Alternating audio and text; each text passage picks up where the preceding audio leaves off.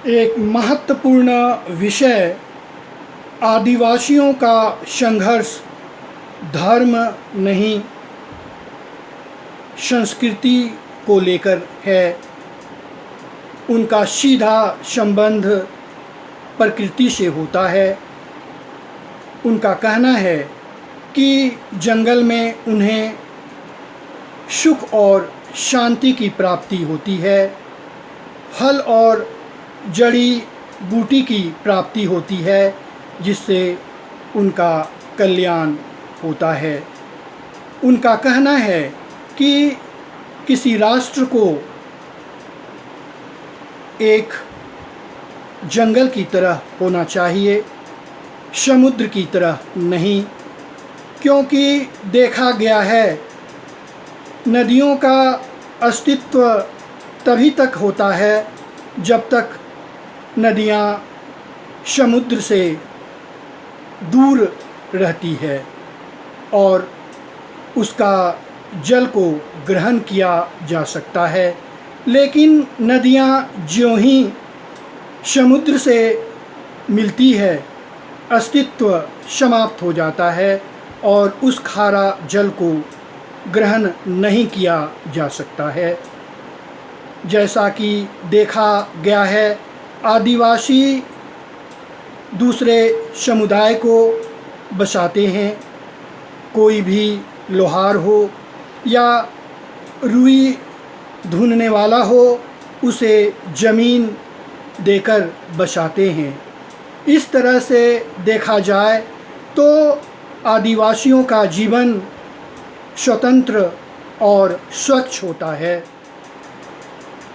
देखा गया है कि आदिवासियाँ अपने संस्कृति के प्रति वफादार होते हैं। किसी पर धर्म को प्राप्त करने के लिए दबाव नहीं देते हैं। कोई भी उत्सव मनाते हैं तो सीधा प्रकृति से होता है और उत्सव को मनाते हैं, खुशियाँ बांटते हैं। जैसा कि महात्मा बुद्ध का कहना है, जियो और जीने दो। इस मंत्र को आदिवासी अपनाते हैं और दूसरों की भलाई करते हैं। दुनिया भर का कोई भी ऐसा देश हो, आदिवासियों का स्वतंत्र और स्वच्छ स्वभाव होता है। चाहे अमेरिका हो या ऑस्ट्रेलिया हो या भारत हो, प्रत्येक आदिवासियों का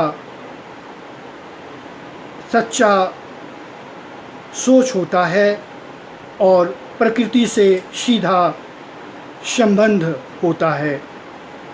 जैसा कि कहा जाता है कि आज भी देखा जाए तो आदिवासियों का जीवन प्रकृति से जुड़ा हुआ है।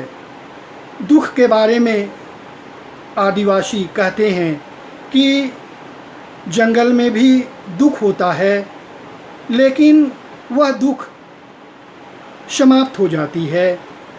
जिस तरह से पहाड़ पर पानी नहीं ठहरता है, उसी प्रकार दुख भी चला जाता है। इस तरह से देखा जाए तो आदिवासियों का संघर्ष धर्म के प्रति नहीं, बल्कि संस्कृति को बचाने के लिए होता है।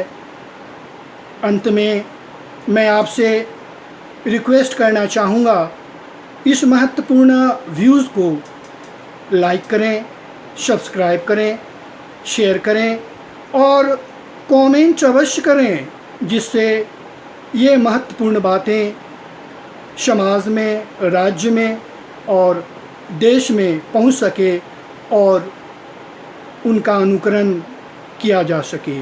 बहुत बहुत धन्यवाद।